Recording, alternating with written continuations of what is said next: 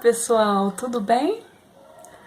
Então, hoje nós vamos falar sobre as relações da poesia no Brasil e no exterior. Tá preparado?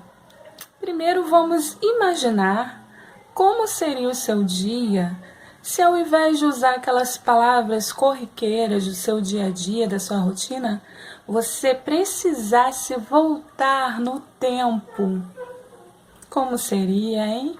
E começar a falar certas palavras que não se usam mais.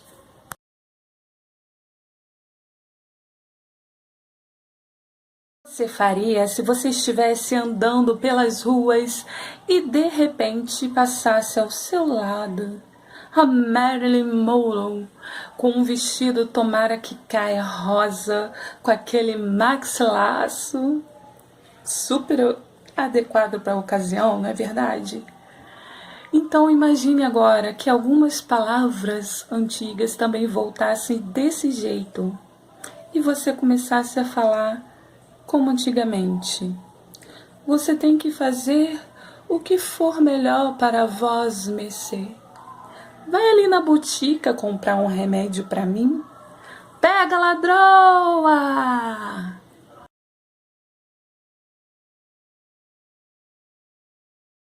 Bem, vamos pensar que essas palavras antigas, que atualmente são você, farmácia e ladra, se nós utilizássemos daquela forma como eu falei anteriormente, nós estaríamos cometendo nos dias de hoje um arcaísmo linguístico. E o que é um arcaísmo linguístico? Nada mais é que um vício de linguagem. Um vício de linguagem que pode atrapalhar o processo comunicativo, dificultando a compreensão. Então, quando isso acontece, também estamos atrapalhando a renovação da língua. Vamos imaginar que nós quiséssemos voltar no tempo e estivéssemos agora no ano de 1960, em que Juscelino Kubitschek inaugura a nova capital em Brasília, no Distrito Federal. E que o que aconteceu naquela época, que o Rio de Janeiro transformou-se também no novo estado da Guanabara. E Juscelino Kubitschek inaugura o Museu da República, que é localizado no antigo palácio que está no Catete, no Rio de Janeiro.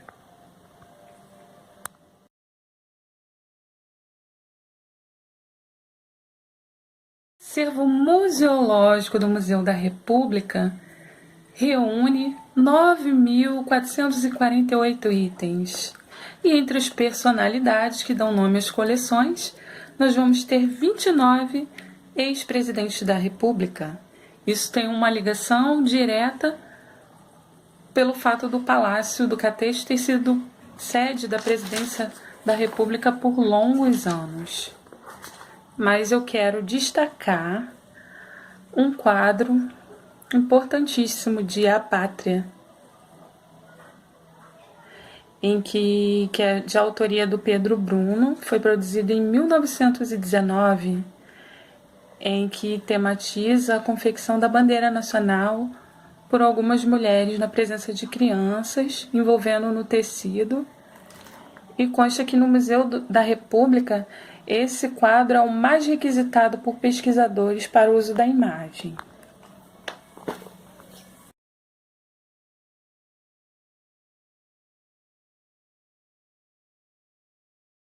Nós podemos perceber, o Brasil conta muitas histórias, mas o que acontece é que muitos autores ainda não valorizam a nossa identidade nacional. Então, nós queremos ressaltar um grande autor que trabalhou muito bem a poesia para defender as nossas raízes, para defender a nossa identidade colonial sem copiar nada lá de fora. Então foi o grande Oswald de Andrade, com a poesia Pau Brasil. E o Pau Brasil, na verdade, foi o quê? Foi o primeiro produto brasileiro a ser exportado para a Europa. Então, quando ele valoriza a nossa história, a nossa identidade, que ele começa a falar das nossas raízes, sem querer copiar nada lá de fora, nós vamos ter uma linda poesia que eu vou estar falando para vocês agora.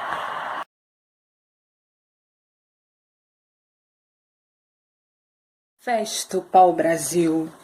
A poesia existe nos fatos.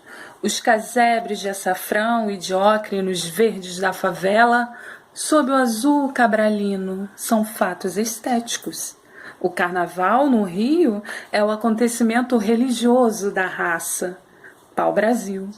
Wagner submerge ante os cordões de Botafogo, bárbaro e nosso, a formação étnica rica, riqueza vegetal, o minério, a cozinha, o vatapá, o ouro e a dança.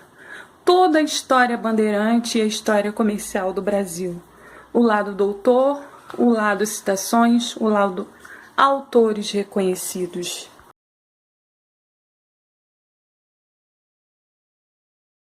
Agora nós vamos falar sobre um outro poema chamado The Raven, que traduzido para português é O Corvo, de Edgar Allan Poe, que é um autor norte-americano. Esse poema foi escrito em 29 de janeiro de 1845 em Nova York. Então, nós vamos ter 2 autores brasileiros fazendo a tradução desse poema, que são Machado de Assis, em 1883, e Fernando Pessoa, em 1924.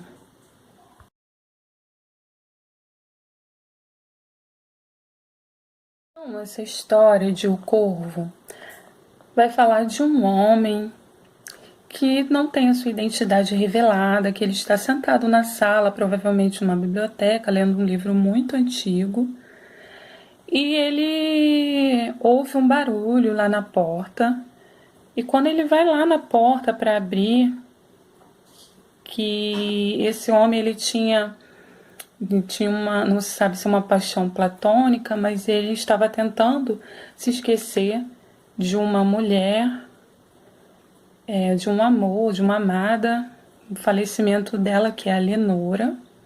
Então, quando ele vai lá na porta, que ele ouve o barulho, ele pensa que tem alguém lá. Quando ele chega lá, ele não vê ninguém na porta. Ele pensa que poderia ser até o fantasma dessa Lenora, mas não é. Ele volta, ele senta novamente e de repente entra um corvo pela janela. Daí que começa todo o desenlace desse poema, que na verdade o corvo ele é considerado, ele começa a pensar que o corvo poderia estar tentando transmitir alguma mensagem para ele, alguma mensagem de algum deus, de algum demônio, e nós vamos ver que com o passar do tempo, esse corvo na era cristã até ele começa a ser considerado simbolizando coisas negativas, como bruxaria, como uma ave de mau agouro, ou associada até mesmo ao próprio demônio. Então, isso começou com esse poema e se espalhou pelo mundo, essa história do corvo dessa maneira. Então, eu vou ler agora o poema para vocês.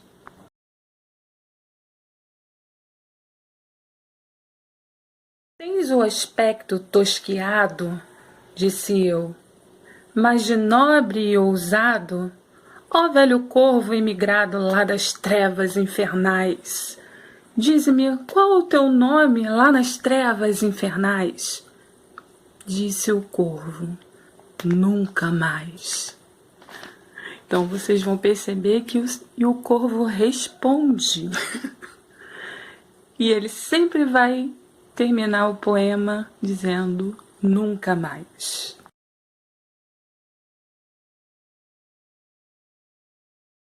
tenham gostado do vídeo e eu quero deixar aqui para vocês mais de 60% de desconto no curso Português Total Diamante. Vocês vão ter 2 anos de acesso e basta você clicar portuguesplay.com.br. Não esquece, clica nos links embaixo na descrição do vídeo, se inscreve no canal e até o próximo vídeo.